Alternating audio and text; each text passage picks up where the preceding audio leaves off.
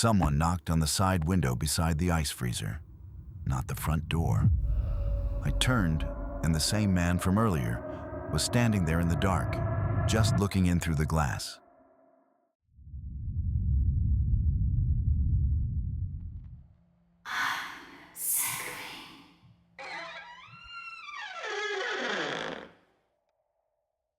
By late February, the station always feels smaller. The snowbanks at the edge of the lot go black with salt and exhaust. The highway carries sound farther than it should. And the strip mall across the road looks like a row of shut eyes. I work the overnight shift alone most weeks, which is exactly why I took the job in the first place. I don't do well with crowds, and I like routines that stay where I put them. Most nights are built out of small, forgettable things. Refill the coffee lids, face the candy shelves, wipe the ring of powdered creamer off the counter, watch someone in a puffer jacket buy gas and windshield fluid, then apologize for paying in coins.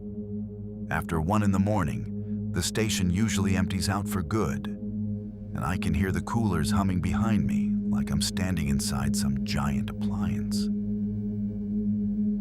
That night was cold enough that the front doors kept sticking for a second before they opened.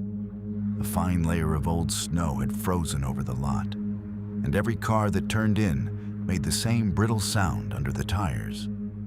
I had 3 customers between 1 and 2, a delivery driver who bought black coffee, a couple on their way north who argued quietly over a phone charger, then a man in a bonnet who came in only to ask if the road behind the station still cut through to the county route.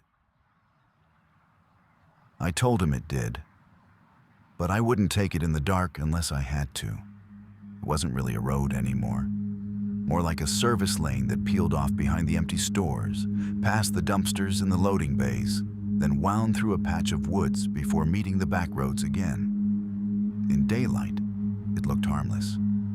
At night, it was just a narrow strip of asphalt with no lights and snow piled up on both sides. He nodded like he already knew that. He didn't buy anything. He just thanked me and left. Around 2:40, I locked the front doors for walk-ins and switched the pumps to card only. That's when I usually start the boring part of the shift. Counting the register, taking inventory on cigarettes, logging the temperature on the cooler that always runs warm. I was halfway through the inventory sheet when the side motion light flashed across the windows. I looked up expecting headlights, but there weren't any. Just that one hard white light spilling across the side of the building, then cutting off again. A minute later, it came on a second time. The side of the station faces the trash enclosure and the narrow lane that runs behind the strip mall. Nobody should have been over there on foot, especially not with that much ice on the ground. I stood at the counter and listened, but all I heard was the heat kicking through the vent and the little ticking noise the roller grill makes when it cools. Then someone knocked on the glass, not the front door, the side window beside the ice freezer. I turned and saw the same man from earlier, standing outside in the dark. Bonnet, dark coat, hands bare despite the cold. He wasn't trying the handle. He was just looking in through the glass. I stayed where I was and raised my voice enough for him to hear. "We're closed inside." He stepped closer to the window. My truck stuck behind the building. I didn't move. "There's no truck back there," I said. He looked past me, toward the hallway that led to the back office and the utility door. "You got a shovel?" It wasn't what he asked. It was how easily he said it, like he'd been standing there long enough to know the layout. "We don't lend equipment," I told him. For a second, he didn't answer. Then he smiled a little, not friendly, almost embarrassed, and tapped 2 fingers against the glass. "Then just open up a second. I need to use your phone." I looked down at the counter on instinct. My phone was right there beside the register.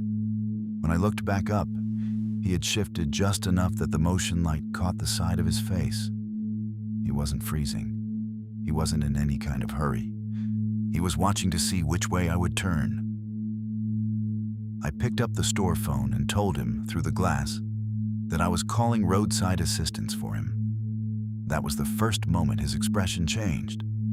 Not angry, just flat. He stood there while I dialed the non-emergency line. He watched me speak. Then he took one step back, glanced once toward the unlit service lane, and walked out of the motion sensor's range. The light snapped off after him, and the whole side of the building went dark again. A deputy drove through 20 minutes later and found nothing behind the station. No truck, no tire tracks, just the narrow lane with old snow frozen into ruts. Before dawn, I went to throw out the coffee grounds and noticed fresh footprints by the side window.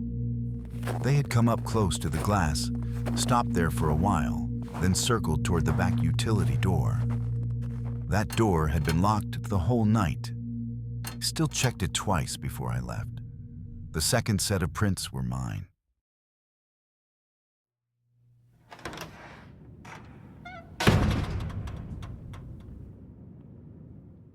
Like,